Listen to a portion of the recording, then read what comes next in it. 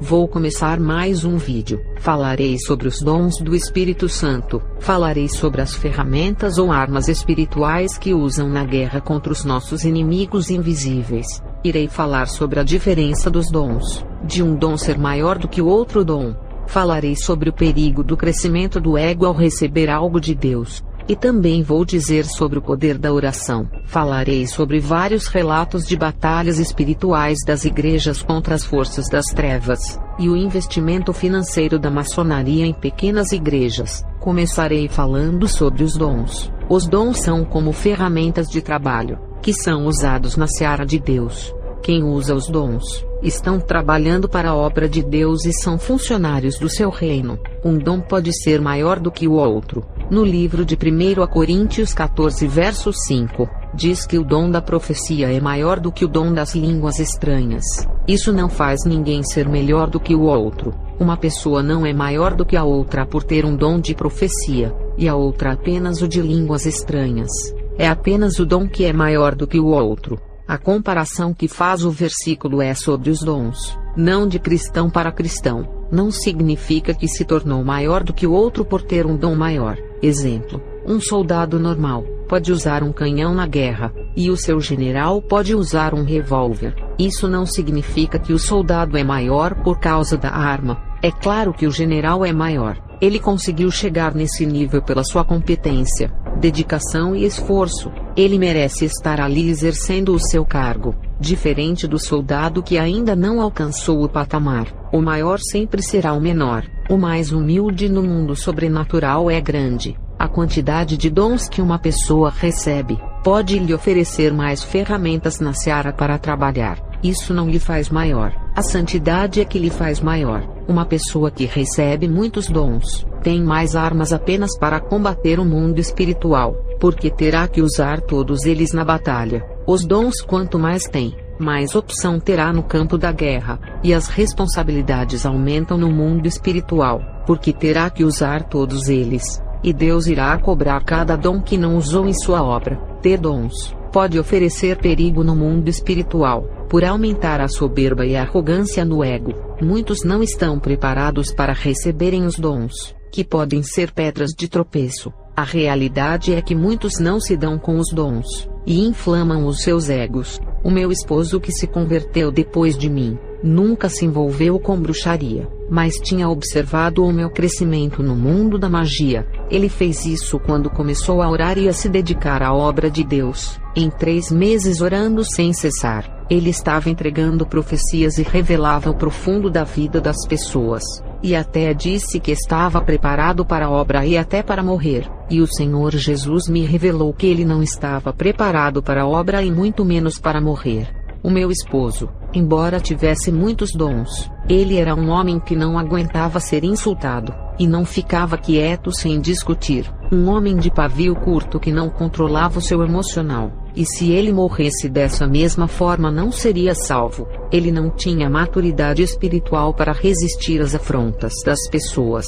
O meu esposo, mesmo sendo um homem que vivia orando, ele não conhecia a Bíblia, por isso errava. No livro de Mateus 22 verso 29, errais por não conhecer as Escrituras.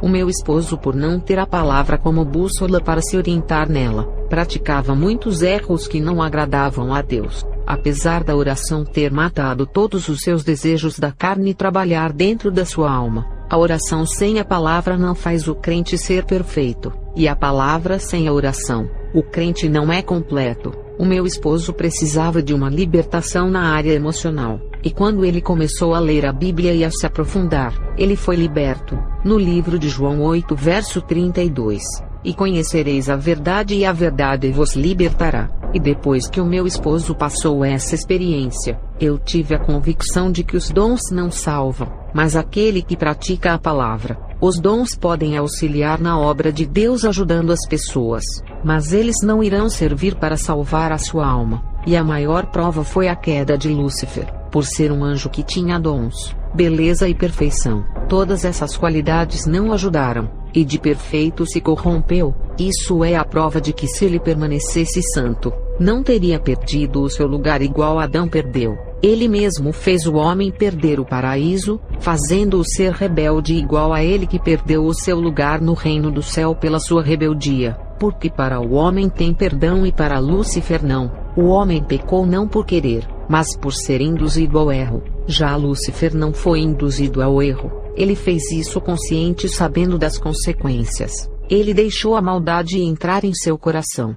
Voltando a falar dos dons, não importa o quanto você seja usado nos dons, se não obedecer a palavra que domará o seu ego, não irá se salvar. A nossa carne é assim: se receber riquezas, ou coisas grandes materiais, e até ser usado poderosamente por Deus, a carne se inflama, por isso não podemos dar lugar a ela. Os dons não são crescimento espiritual, mas funciona como arma desse crescimento. Um novo convertido de 3 meses, se viver orando, pode receber os dons nesse período, e esses dons não significa que ele está crescendo espiritualmente, mas significa que ele está armado para a batalha espiritual. O crescimento espiritual é a prática da palavra, e vem com o tempo que você está em comunhão, não vem de uma vez, e a oração é um preparo do seu ministério. O crescimento espiritual é a prática da palavra que disciplina o caráter do homem, e junto com o crescimento vem a maturidade espiritual, que é a experiência que o crente adquire na obra e no mundo espiritual,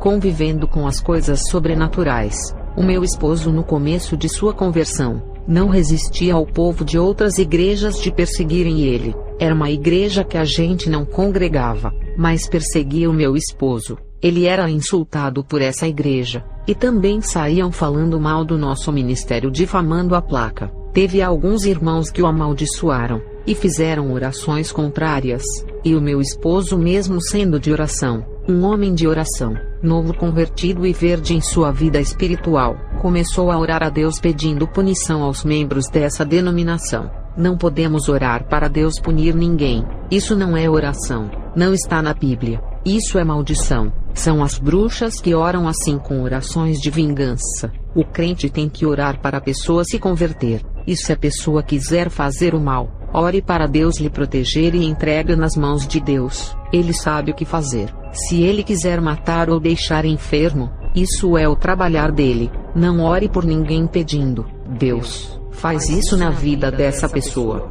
Não tente ensinar a Deus. O caminho dele é maior do que o seu. Se está preocupado com a família, e faz aquela oração ensinando a Deus como fazer, é errado. Ele sabe o que fazer. Interceda pedindo libertação, mas não ensine o modo que ele vai libertar.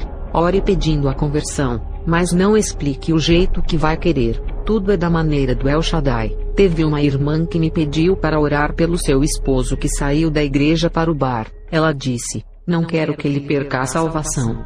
Tenho orado para que ela faça isso, fazer aquilo para trazer ele de volta. Meu Deus me disse assim: não é da maneira dela. Eu dou 2 opções para ela.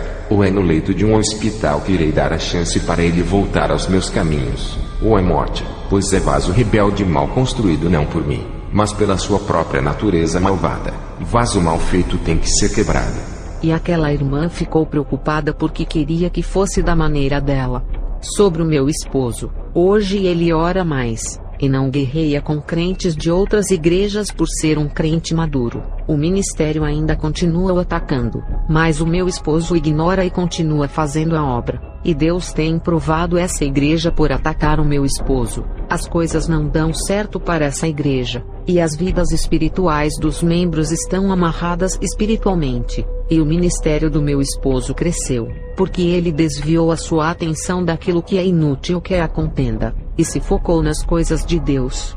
Quando deixou de guerrear contra a carne, o seu ministério começou a crescer de uma forma espantosa.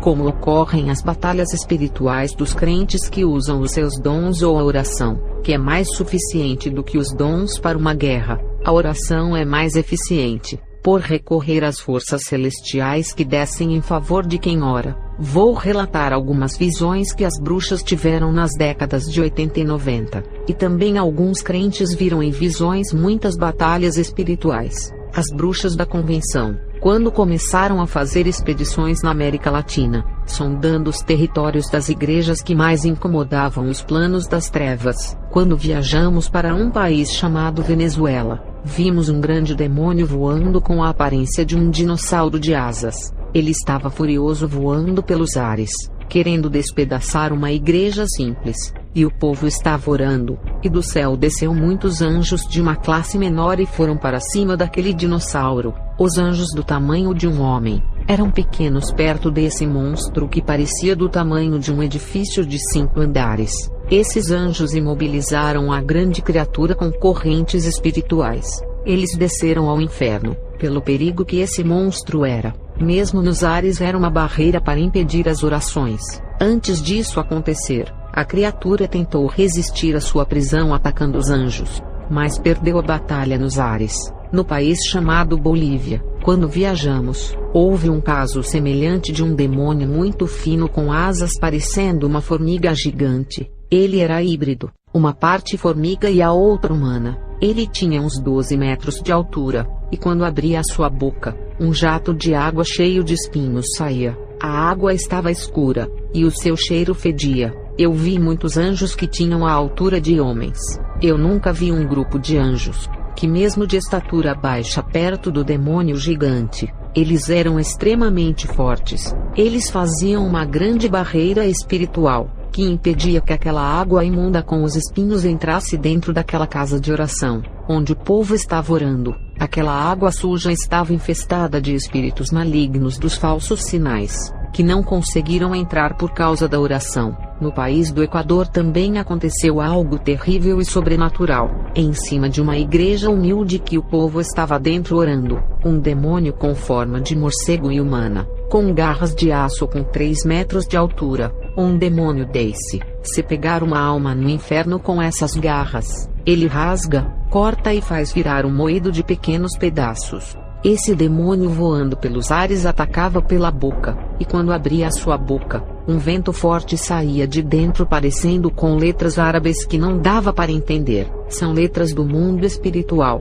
Quem lembra quando o profeta Daniel interpretou as letras escritas por aquele dedo misterioso, onde o rei da Babilônia bebia vinhos com os seus convidados? Essas letras, se fossem de algum idioma humano, os magos teriam interpretado, ou algum sábio que sabe vários idiomas, mas era espiritual, e nem os demônios conseguiram interpretar essa escrita através dos demônios. Enfim, os espíritos malignos também escrevem letras do submundo para que ninguém entenda, a não ser os seus escravos. E quando o demônio de garras de aço vomitou aquelas letras estranhas que ninguém entendia, o povo orava dentro da igreja na hora do ataque. As suas orações se ajuntaram, e formaram uma gigante bola de fogo do tamanho daquela igreja. Essa bola se fez uma grande cobertura de oração que cobria as 4 paredes e o teto daquela casa. E aquele vento forte cheio de letras não conseguiu penetrar dentro daquela igreja.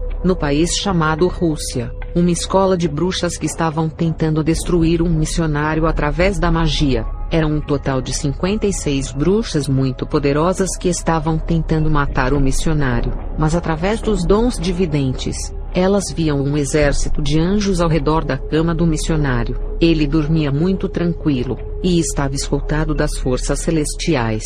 As bruxas, com muita ousadia, se sentindo poderosas, lançaram magias contra aquele exército de anjos, e os dardos malignos, ao chegarem perto dos corpos gloriosos daqueles anjos, se dissolveram igual a pó de suco, e daqueles anjos saiu uma bola de luz que foi em direção às bruxas, e todas foram feridas com enfermidades incuráveis que se tornaram em chagas cancerígenas dentro dos seus corpos.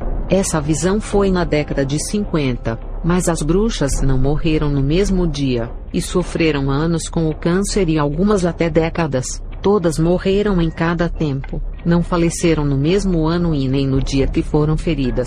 As bruxas antigas me falaram, eu não alcancei esse tempo. E tem crente que acha absurdo quando eu digo essa visão, porque a sua fé é carnal, naquilo que ele não pode ver para crer. Tem crente que acha isso impossível de acontecer. Em Apocalipse, os próprios anjos das trombetas e dos selos executam o juízo de Deus ferindo o ar, as águas e a terra por serem lugares contaminados pelos demônios e o pecado. Os anjos do Apocalipse ferem até os povos da terra pelas suas rebeldias. A própria Bíblia afirma que os anjos de Deus ferem e também matam todos os que se colocam contra a obra de Deus e tentam destruir seu povo. No livro de 2 Reis 6, verso 18, o exército da Síria cercou o acampamento de Israel. O profeta Eliseu, homem de Deus, auxiliava o povo, e a Síria queria destruir o povo de Deus e tocar no profeta Eliseu e o exército de anjos. Por causa de Eliseu e ao pedido de sua oração, feriram todos aqueles homens de cegueiras. O que Deus não faz por um ungido, envia até um exército em seu favor e ainda protege um povo inteiro, porque aceitou aquele profeta como conselheiro. Quem não acredita que os anjos não podem ferir uma pessoa, com aquele argumento de que só na antiguidade que aconteceu, e que hoje não acontece? Tem pessoas que acreditam em um fato que aconteceu na Bíblia, mas não creem que isso pode se repetir. A sua fé não é verdadeira. O mesmo Deus que operou no passado, ainda continua operando, porque ele não muda. É o mesmo de ontem, hoje, amanhã e sempre. No país chamado Peru, aconteceu um caso sobrenatural que as bruxas viram no mundo espiritual. Um demônio de 4 metros de altura, parte crocodilo e a outra parte humana. Ele estava do lado de fora diante da igreja que orava na noite do culto. Ele lançava flechas de suas mãos em direção ao povo de Deus. Quem não era convertido foram atingidos pelos ataques. E o pastor, percebendo que o demônio o estava atacando, na visão, viu o monstro furioso do lado de fora olhando para o púlpito em sua direção, e o pastor pediu para a igreja clamar em oração, travando uma guerra contra aquele demônio, e todas as orações se transformavam em pequenas bolinhas de fogo, e todas foram em direção àquele demônio parecendo uma rajada de tiros, que com grande velocidade atingiu aquele monstro, que ele deu um grito de dor e fugiu. Quem não acredita é porque não viveram no tempo das igrejas antigas. Hoje não acontece por duas coisas. A igreja parou de orar, não tem mais vigílias e nem cultos de oração, e também por causa do pecado. É claro que no tempo de hoje, não irão presenciar esses sinais, e se tivesse, ninguém das igrejas iriam ver. Porque para ter visões espirituais, tem que viver uma vida reta e de muitas orações. O povo da igreja de hoje não vê nada no mundo espiritual, são como cegos. Os demônios caminham no meio deles e ninguém vê. Tem um ditado que diz: em terra de cego, quem tem um olho é rei. Os demônios estão vendo o povo, mas o povo não os vê, não sentem eles por perto e não tem revelação do Espírito Santo. Quem quiser interpretar, quem tem olho é rei no sentido positivo. Pode-se dizer que o crente que tem um olho espiritual e vê todas as movimentações demoníacas, é um sentinela vigilante que pode alertar o povo. Esse crente se torna não um rei, e sim um líder do rebanho espiritualmente sem ser um pastor. Tem um crente no meio da igreja inteira que ainda vê anjos e demônios, mas esse é diferenciado. O dom de visão é bíblico, e serve para a igreja. Os profetas que vou falar aqui viram anjos. Daniel viu anjo, Isaías viu anjos, Ezequiel viu anjos, Elias viu anjo. E para falar que estou falando sobre o Antigo Testamento, vou falar do Novo Testamento, já na graça que é o tempo da igreja. O apóstolo Pedro viu Moisés e Elias. O sacerdote Zacarias viu o anjo Gabriel. Pedro viu o anjo que apareceu na prisão para o soltar. O apóstolo Paulo viu o anjo. Está em Atos 27, verso 22 ao 24. O apóstolo João viu os anjos da trombeta, selos, os 4 cavaleiros, a besta e outras coisas. Ainda tem algumas igrejas comprometidas pelo Brasil, mas é difícil achar por serem poucas. E a tendência é diminuir o número dessas igrejas e aumentar os ministérios portas largas. Eu irei relatar as visões de batalhas espirituais com os piores demônios. Nos Estados Unidos, quando as bruxas visitaram para abrirem os seus templos, as bruxas desse país, que estavam tentando destruir uma igreja com suas magias, elas lançaram os seus feitiços em uma igreja que estava cultuando. As magias, ao chegarem perto daquela igreja, ficaram paradas e depois explodiram. E quando os olhos espirituais das bruxas se abriram, a igreja estava cercada de anjos protetores, e algumas bruxas ficaram admiradas. E aquilo levou algumas delas a se converterem depois, largando a bruxaria na década de 60. No país da Colômbia, aconteceu algo com um pastor zeloso na obra de Deus. Ele tinha chegado do culto, e depois leu as Escrituras e foi orar. Um demônio foi enviado do inferno para destruir a sua vida, por ele estar incomodando muito no mundo espiritual. Ele estava de joelhos, e teve uma percepção da presença maligna daquele demônio que entrou na sala de sua casa, e aquele demônio com as suas mãos lançou os seus dardos para cima dele. O pastor não conseguia ver esse demônio lhe atacando, mas através da presença dele, sabia que estava do lado esquerdo lhe observando. Ele apontou a sua mão nessa direção, e com voz de autoridade uma bola de fogo saiu, e atingiu aquele demônio, que ele pegou fogo e ardia em chamas correndo daquela casa. Demônio atrevido em querer atacar o homem de Deus no próprio lar dele. Isso é o mundo espiritual que é real. Estejam preparados para viverem isso. Tem crente que não vê e nem sente, parecendo que os demônios não existem, mas são bombardeados com os dardos infernais, e vivem enfermos e dependentes de remédios. Na Ucrânia, uma das bruxas mais fortes que matava muitos missionários que não foram levantados por Deus, essa bruxa tentou matar outro missionário, mas esse era ungido de Deus.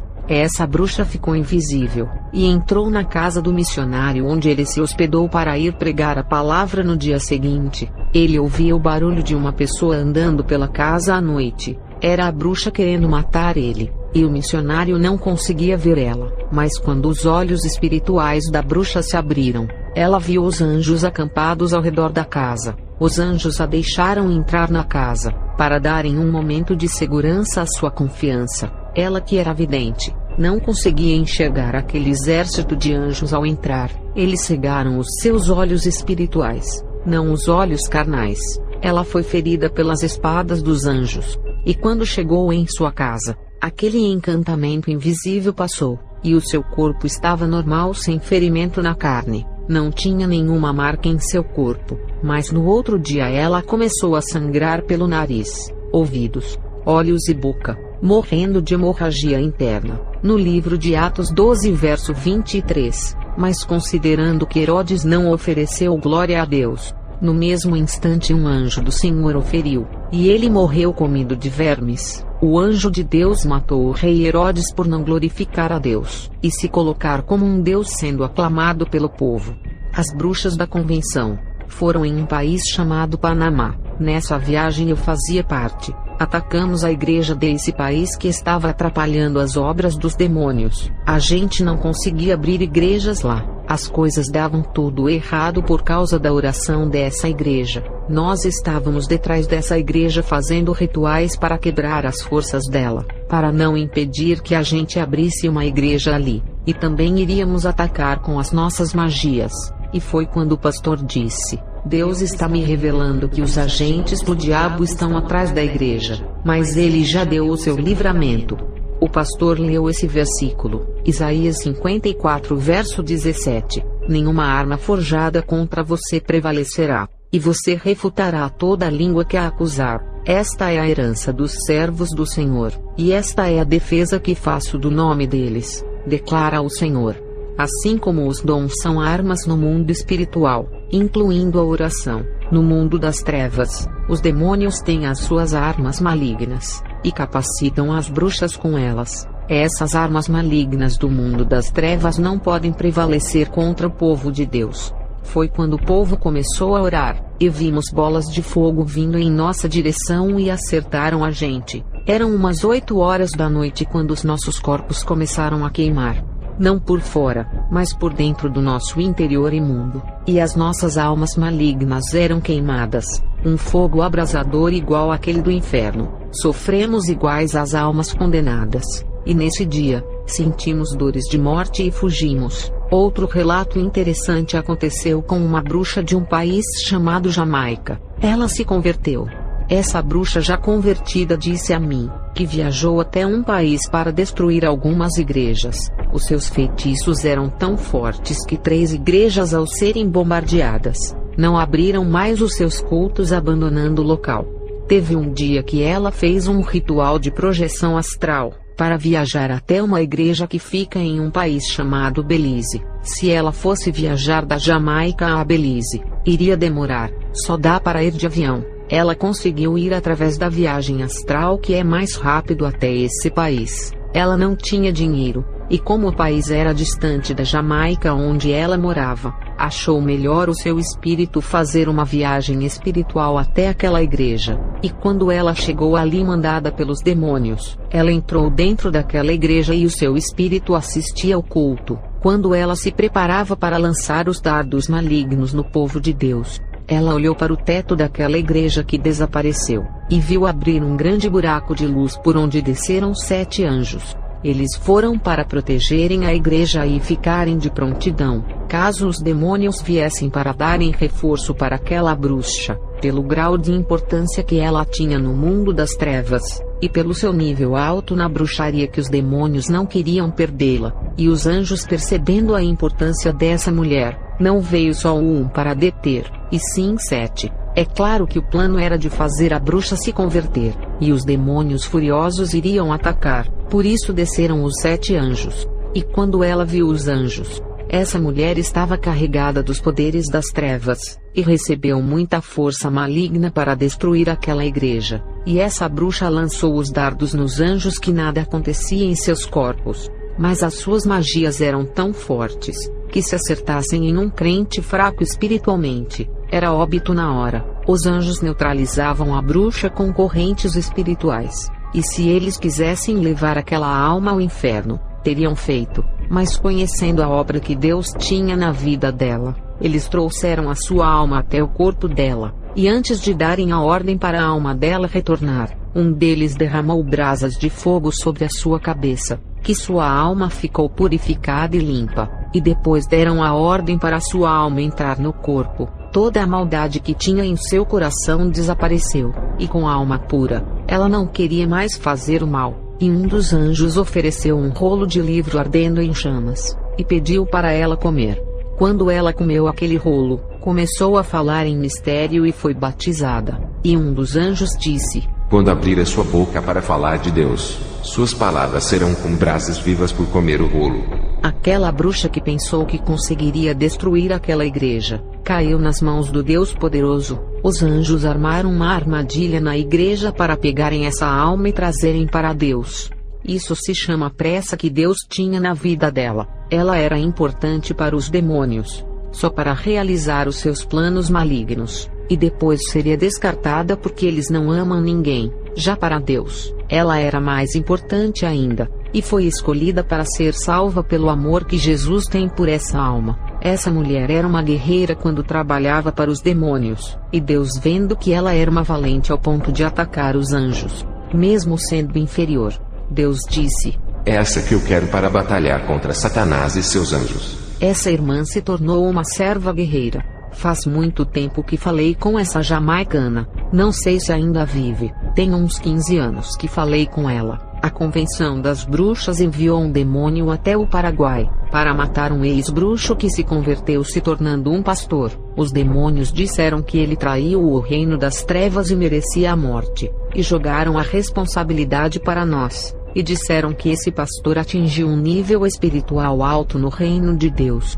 E quando os demônios passaram todas essas informações a respeito desse pastor, fizemos um ritual de magia muito pesado para invocar um demônio casca grossa. Esse demônio tinha 4 rostos, um na frente, outro atrás, um do lado esquerdo e outro do lado direito. Seu casco das costas era de crocodilo, seu peito era de urso e peludo com as patas de cavalo. O demônio saiu do Brasil e foi até o Paraguai, e quando se aproximou da casa desse pastor, ele lançou de suas mãos bolas de fogo vermelhas misturadas com fogo preto, ou meio marrom, não dá para explicar, e nesse momento, ele estava fazendo vigílias de orações no seu quarto, e não sabia do demônio horrível que estava no quintal da sua casa lhe atacando. E na casa desse pastor, tinha uma grande cobertura espiritual que cobria a sua casa inteira, protegendo o seu lar. Isso é uma guerra espiritual, você crendo ou não, não faz diferença no mundo espiritual, se não acredita que esses demônios são feios em suas formas.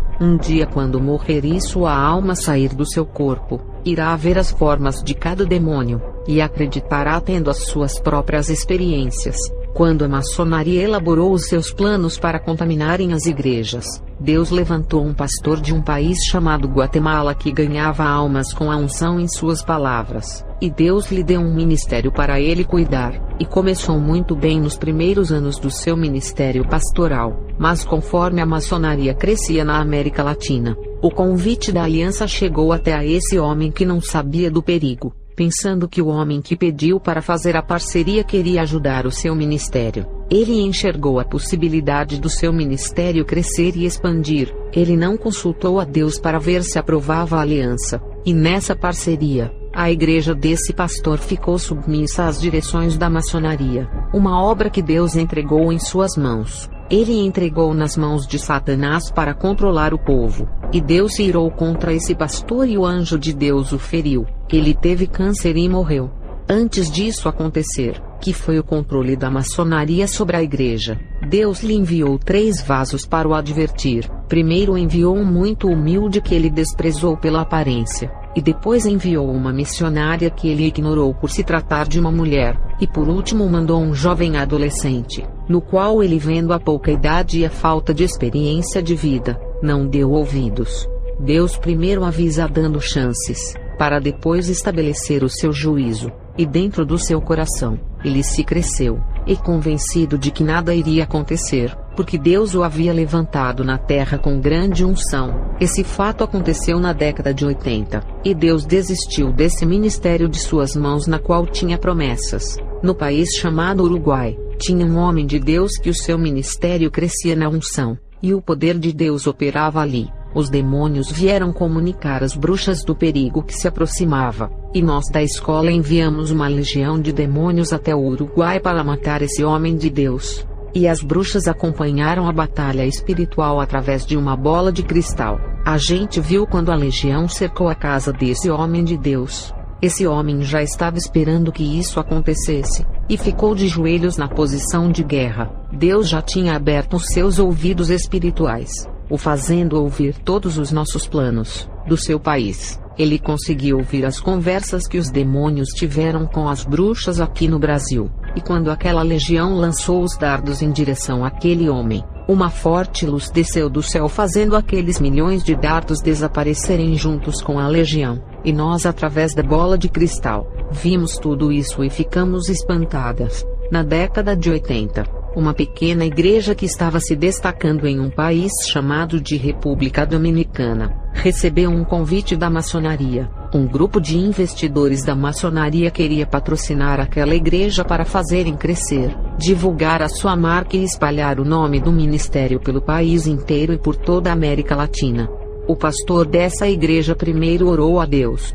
E um anjo de Deus que foi o responsável pela criação daquela igreja e sempre auxiliava esse pastor, o anjo responsável da obra lhe apareceu, e disse para recusar o convite satânico de corrupção ministerial. E esse pastor recusou o convite dos investidores maçônicos. A partir do momento que um pastor aceita esse investimento, seria como uma empresa que vende parte das suas ações passando para o controle de terceiro. E assim o dono da empresa já não é mais o chefe majoritário que controla a sua empresa 100%. Quando vende uma parte das suas ações ou franquia, ele não pode tomar as decisões sozinho, e sempre tomará decisões com os outros líderes que compraram parte das ações. E a maçonaria queria investir muito dinheiro em igrejas pequenas, e assim assumirem o controle. O pastor que aceita o dinheiro sem pagar nada, ele não tem obrigação de devolver o dinheiro, e fica refém das direções dos investidores. Isso tira o controle completo do pastor de tomar as decisões sozinho acerca de doutrinas e o projeto de expandir a sua igreja. Se o pastor tem o desejo de abrir a sua igreja em uma vila pobre da África, não poderá sem consultar os investidores. Quando a maçonaria assume 10% do controle dessa igreja, o pastor não pode abrir a igreja sozinho. Se os 10% disserem para não abrir, eles investem o dinheiro e têm o poder aquisitivo em suas mãos que deixou o pastor dependente deles. E se aquela vila pobre não oferecer o retorno financeiro para a maçonaria, Eles não abrem igrejas em lugares onde o povo não tem dinheiro, mesmo que o pastor queira abrir uma igreja nessa vila pobre. Quando a maçonaria investe dinheiro em seu ministério, eles irão querer o retorno através das ofertas e dízimos do povo. Por isso que eles gostam de abrir igrejas nos centros das cidades onde o povo tem dinheiro. Eles investem em catedrais e grandes templos com capacidade de acomodarem multidões de pessoas, porque eles enxergam a possibilidade de arrecadarem milhões de dólares, euros ou reais, depende do país de origem das cédulas. O investimento em construção de gigantes templos pela maçonaria são vantajosos, porque o retorno sempre vem. Antes de ser uma bruxa, na década de 70, as bruxas me disseram que a maçonaria construiu uma igreja gigante com capacidade de acomodar multidões de pessoas, e essa igreja estava contaminando uma cidade inteira com o seu ocultismo, e a ira de Deus se acendeu contra aquele ministério. Multidões de anjos desceram naquele templo imundo, e feriram os responsáveis. Os anjos da justiça só não feriram as pessoas inocentes que não sabiam da feitiçaria oculta que tinha nesse templo. Uma multidão de homens e mulheres que não sabiam dessas coisas, mas compactuaram com essas maldades foram feridos também. Os inocentes que não quiseram compactuar se livraram. Essa igreja foi uma das que mais morreram os seus membros. Os anjos também ferem e matam. Não é somente os demônios. No Apocalipse, os anjos derramarão as taças da ira de Deus para punirem os rebeldes. O livro de Apocalipse é o que mais que traz punições aos pecadores. Se acham um absurdo os anjos ferirem uma multidão de pessoas de um ministério, imagine no Apocalipse quando os anjos ferirem 1/3 de todo o planeta Terra. Planejávamos atacar a igreja em um país chamado de El Salvador. Quando estávamos em missão, a convenção viajou com o plano de destruir uma igreja que estava fazendo a diferença no mundo espiritual. Alugamos uma casa perto dessa igreja a uma quadra para a frente, e nessa casa fizemos um ritual, e lançamos magias de dentro da casa em direção a essa igreja que estava em culto, e os dardos de enfermidades da carne só acertavam os que não eram convertidos. E o pastor teve uma visão, de que as bruxas estavam reunidas em uma casa fazendo rituais para bombardearem a igreja, e o pastor junto com os seus obreiros, fizeram uma oração para essas pessoas não convertidas que foram atingidas pelos dados de enfermidades, e as enfermidades que acertaram esse povo, aqueles dardos que tinham penetrados em seus corpos começaram a cair ao chão, e se derretiam em iguais pedras de gelo. As pessoas foram curadas através das orações dos membros. As bruxas não conformadas lançaram mais ataques, mas dessa vez, uma bola de fogo envolveu toda a casa de oração protegendo-as. E os ataques das bruxas não fizeram mais efeitos na vida dos ímpios que ali estavam. Nossos ataques foram frustrados pelo poder de Deus, e voltamos para o Brasil. Na Espanha, uma igreja de vila que se destacava no mundo espiritual, o pastor, querendo ver a sua igreja encher de pessoas, olhou para uma igreja maçônica que teve um crescimento espantoso, e ele queria copiar as inovações dessa igreja tanto na forma de cultuar, e também doutrinária. Em uma noite, o pastor estava orando e teve uma visão do anjo de Deus passando com a sua espada nas mãos. O pastor, preocupado com a visão, orou a Deus, e pediu uma revelação, e o Senhor disse a ele: Se quiser escolher esse caminho para essa obra crescer, ela se multiplicará por todos os lugares que abrir. Mas esse anjo que viste na visão, é apenas um dos executores do meu juízo. Se essa igreja que está em suas mãos se multiplicar na terra com doutrina de demônios, enviarei uma milícia desses anjos para ferirem todos os povos que estiverem congregando em seu ministério. Eles pagarão com as suas vidas se seguirem as doutrinas dos demônios. E se o seu ministério propagar essas doutrinas, será anátema. A escolha está em suas mãos. Escolha a verdade e terás vida. Mas se escolher a mentira, a morte assolará o seu ministério. E quando o pastor ouviu essa advertência, ele desistiu de copiar a doutrina da igreja vizinha. Esse caso aconteceu na década de 70, quando as igrejas começaram a serem influenciadas pela maçonaria. Tem 3 tipos de igrejas: aquelas que nascem do coração do homem para sua vaidade e reconhecimento, dando lucros para ele próprio. Esse tipo de igreja não foi Deus quem mandou fundar. Ele não irá cobrar, e deixará o pastor fazer o que quiser até o dia do acerto de contas. Tem aquelas igrejas que são fundadas pela maçonaria. Essas nascem do coração de Satanás. Deus não tem nada a ver com essa obra. Ele não irá cobrar por um ministério que não é dele. Porém, terão os seus acertos de contas no dia da morte desses líderes. E tem as igrejas que nascem do coração de Deus, que são as fundadas na doutrina bíblica. O Senhor levanta pastores para essas obras e manda outros fundarem uma nova obra. Essas igrejas que são de Deus, Ele não irá aceitar o pecado e nem aliança com a maçonaria, ou pregar outro evangelho. Deus irá cobrar quem mudar a sua obra ou fazer aliança com as trevas. O seu zelo pela sua obra faz o Senhor castigar o pastor que Ele confiou a sua obra, e o líder que contaminou a sua amada igreja. Deus se importa com a igreja que Ele levantou e está em sua direção. Não se importa com igrejas feitas pela vontade dos homens e nem pelas igrejas da maçonaria. Ele tem zelo por aquilo que é dele.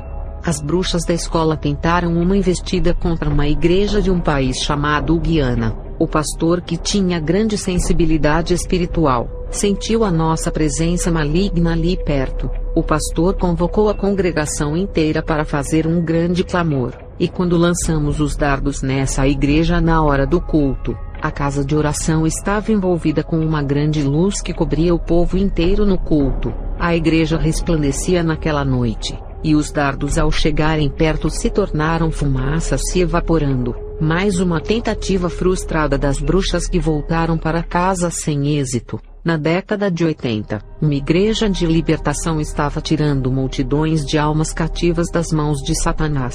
Essa igreja da Argentina começou a incomodar, e mandamos uma legião que subiu do inferno para pelejarem contra aquele povo. Deus já tinha revelado ao pastor dessa igreja que um exército do inferno iria atacar em 7 dias. E o pastor, sabendo disso, ajuntou com a congregação inteira e fez uma campanha nesses 7 dias. E quando o exército de demônios se aproximou da igreja, atingiram os seus dardos em direção à oração. Uma milícia de anjos de guerra com escudos e espadas em suas mãos protegiam o povo. E o exército de demônios, vendo que não podiam enfrentar os anjos e guardiões, eles recuaram para trás, retornando ao inferno, entrando por um buraco negro que se abriu na terra. Os anjos não permitiram que os dardos acertassem aquele povo que orava fervorosamente. As bruxas se reuniram para outra expedição, e foram para um país chamado de Nicarágua. Um evangelista que estava sendo um impedimento para as obras das trevas era o nosso alvo. Um demônio apareceu em um ritual das bruxas, e disse que ele não era um crente qualquer. A gente foi até o Nicarágua para matarmos esse evangelista na magia. Quando nos aproximamos da sua casa à meia-noite, nós lançamos dardos nele, mas da sua boca veio uma grande bola de fogo de 1 metro que envolveu todas as bruxas. Podemos dizer que ficamos enfermas no dia seguinte. Esse irmão, ao receber o nosso ataque, abriu a sua boca no clamor e saiu essa bola de fogo. O evangelista também ficou enfermo. Deus permitiu que ele fosse atingido. Eu encontrei esse evangelista depois que me converti. Segundo ele, Deus fez os seus ouvidos ouvir os nossos planos daqui do Brasil. Ele já sabia que as bruxas iriam lhe atacar perto da sua casa. Ele disse a Deus que não tinha medo, e que podiam ir todas as bruxas do mundo contra ele. Ele disse assim: eu tenho unção, Deus me deu autoridade contra o mal. Ele se exaltou em seu ego, se sentindo autoconfiante. Ele disse que nesse momento confiou nas forças de seus braços, e foi surpreendido quando os dardos das bruxas acertaram ele. O evangelista não acreditou que tinha sofrido aqueles ataques das bruxas, ficando enfermo. Naquele momento, ele se sentiu como um homem indefeso, de um leão feroz. Se tornou uma ovelha fraca que precisava do seu pastor, o verdadeiro leão de Judá. Ele disse que ficou 3 meses enfermo, e a sua confiança nele mesmo tinha acabado. Ele voltou à sua confiança em Deus e reconheceu que era fraco, e sem ele nada podia fazer. Deus permitiu que isso acontecesse para lhe ensinar uma lição, para que ele nunca deixasse de depender das suas providências. Ele disse que ficou mais humilde depois desse acontecimento, e as bruxas que foram atingidas por aquela bola de fogo de 1 metro de altura, eram 9 bruxas. 7 foram atingidas, e 2 conseguiram se desviar. Das 7 que foram atingidas, 3 morreram, não no mesmo dia, Mas depois de 2 meses de terem recebido o impacto da bola de fogo, as outras 4 que foram atingidas não morreram, mas cada uma teve um tipo de enfermidade. Eu fazia parte das 4 que foram atingidas, e desenvolvi um câncer no ovário que me acompanhou há muitos anos. Mas quando entreguei a minha vida a Jesus, com 1 mês de conversão o câncer desapareceu. Depois dessa tentativa de matar o evangelista, as bruxas retornaram para casa. As bruxas estavam enfermas, e não podiam fazer outra missão enquanto não se recuperassem. A bruxa mestra mandou outro grupo de bruxas que não estavam enfermas. Elas foram enviadas para destruírem um diácono que morava em um país chamado Suriname. Os demônios informaram que esse diácono estava em um nível espiritual acima do seu pastor. Esse diácono foi considerado o mais perigoso da igreja, o único mais capacitado de trazer o avivamento para o povo. Esse rapaz estava indo orar em cima do monte. As bruxas o seguiram, e se acamparam no monte do outro lado onde ele não podia ver, e começaram a lançar dardos nele. Mas em cima dele tinha uma coluna de fogo que fazia os dardos se transformarem em fumaça. O rapaz muito humilde orava tranquilo como se nada tivesse acontecendo. Ele continuou com seus olhos fechados em oração. As bruxas retornaram para a escola sem a vitória. As bruxas tinham outra missão, para destruírem uma forte igreja em um país chamado Costa Rica. Eu fui nessa expedição com as bruxas, e ficamos dentro do hotel do centro da cidade. Não conseguimos alugar uma casa mais perto da igreja, e o hotel ficou longe dessa congregação, e ficamos semanas esperando uma oportunidade para atacarmos. Quando a igreja marcou uma vigília no sábado, uma bruxa disse que iria atacar a igreja nessa vigília. Iria atacar os mais fracos. A gente pediu para ela não ir sozinha, e que todas precisavam se preparar, porque os demônios tinham alertado que a igreja era da madrugada. O povo era de vigílias, e quando não tinha na igreja, eles faziam em suas casas. E as bruxas, curiosas para saberem se ela era forte igual a todas, diziam: ela levou todos os preparos na mochila para fazer o ritual em frente da igreja. Quando começou a vigília, ela foi sozinha, e começou a fazer um ritual em frente da igreja quando a vigília começou. E quando o povo começou a clamar a Deus, aquela bruxa que duvidou da capacidade daquele povo, viu um monte de bolinhas subindo ao céu saindo do teto da igreja. E quando aquelas bolinhas de oração subiram ao céu, a bruxa lançava magia que nem entrava pelas portas da igreja. Todas paravam na porta. E quando as bolinhas que subiram ao céu do clamor dos crentes sumiram nas alturas, uma gigante bola caiu do céu, parecendo um cometa de fogo em cima daquela bruxa, fazendo-a sofrer queimaduras na pele. No dia seguinte, levamos ela para o hospital, que não resistiu às queimaduras. Ela faleceu, fazendo com que as bruxas retornassem ao Brasil. Aquela bruxa, com toda a sua falta de respeito, preparou um ritual em frente da igreja, na hora da vigília, quando o povo estava recebendo um revestimento de Deus. A missão das bruxas era de destruir uma pequena igreja através das ordens dos demônios, e dessa vez, a escola mandou uma das bruxas mais fortes do templo. Ela só estava abaixo da bruxa mestra na hierarquia. Essa bruxa foi por causa da morte da outra. Ela disse que faltou liderança, por isso que a outra bruxa morreu. E dessa, o destino era outro país.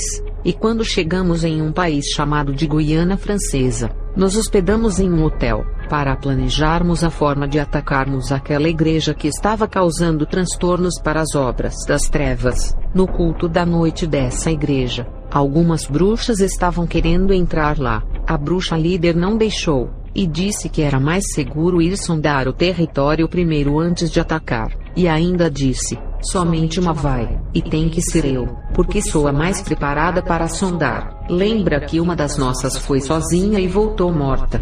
E a bruxa, a chefe confiante, foi desafiar aquela igreja. Antes dela entrar, fez um ritual de encantamento para ficar invisível e entrar dentro daquele culto. Ela foi sondar aquele território e entrou dentro da igreja na hora do culto. Ninguém enxergava ela, mas antes de lançar alguma magia em alguém, o povo começou a clamar, e a bruxa sentiu que cada palavra que o povo clamava se formava como correntes espirituais que se enrolaram em seu corpo, deixando-a imóvel. Os braços dela não conseguiam se desprender do seu corpo.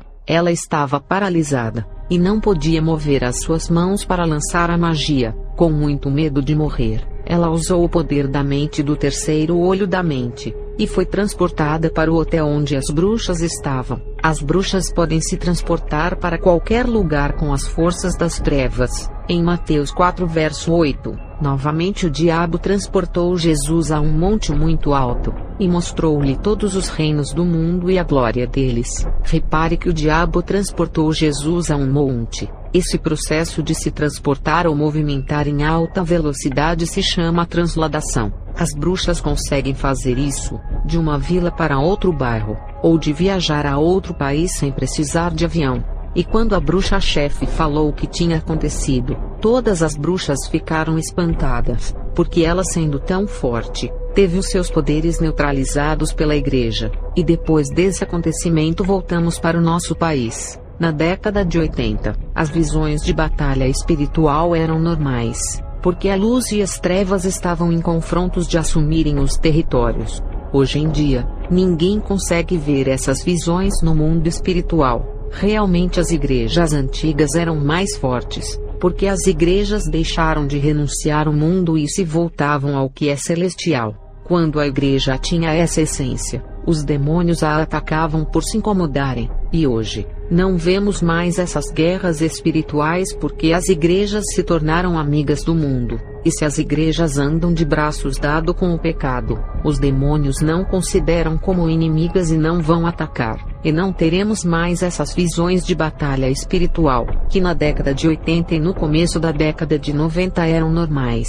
Eu relato essas décadas porque eu acompanhei, mas nas décadas de 10, 20, 30, 40, 50, 60 e 70, eu acredito que por serem mais antigas, as igrejas eram mais fortes, e as guerras espirituais eram muito mais frequentes. No ano de 2000 para cá, as igrejas começaram a mudar muito rápido, lembrando que o ano 2000 foi o primeiro ano da agenda Illuminati para acelerar a destruição do cristianismo, das políticas, das economias, da área da saúde, da educação e de toda a sociedade. Vocês perceberam que a mudança não é só na igreja, na economia. Os preços das coisas aumentam, e o salário congela. Na área da saúde, novas doenças estão surgindo, e na área da educação, os alunos não respeitam mais os professores, e a sociedade inteira está sendo contaminada através dos olhos e ouvidos. As músicas se tornaram imorais, as redes sociais, TV por assinatura, Netflix e aplicativos de namoro e amizade. Tudo isso está corrompendo a sociedade, e se a igreja não se afastar dessas coisas, se corrompem também. Muitas dessas igrejas que as bruxas lutaram na década de 70, 80 e 90, podem estar corrompidas nos dias de hoje. Não sabemos quantas dessas igrejas dessas décadas passadas estão abertas, e quantas fecharam as suas portas.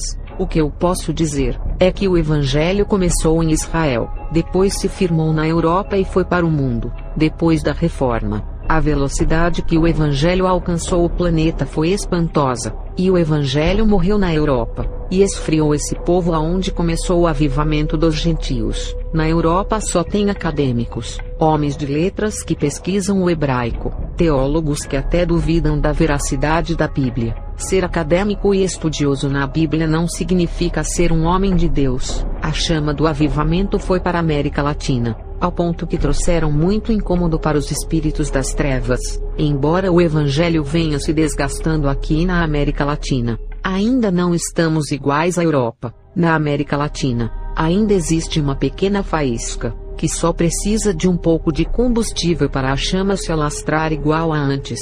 As visões de batalha espiritual podem ter diminuído, mas existem ainda essas guerras, nem que sejam poucas batalhas, porque existe alguns remanescentes que incomodam e são contra esses poucos que os demônios batalham. Eles não guerreiam contra as igrejas que são amigas do mundo. Enquanto tiverem homens e mulheres de Deus na terra, a guerra nunca irá acabar. Se em todo o planeta tivesse apenas 7 pessoas que permaneceram e não se dobraram diante da glória desse mundo, muitas batalhas espirituais iriam acontecer por causa dos 7. Ainda que diminuam os servos de Deus na terra, e as batalhas espirituais também diminuam, sempre vai existir essas guerras, nem que seja contra a minoria. Só não haverá mais batalhas espirituais quando a igreja for tirada da terra. Não tem como os demônios guerrearem contra aquilo que pertencem a eles. Vou encerrar esse vídeo, e continuar no próximo.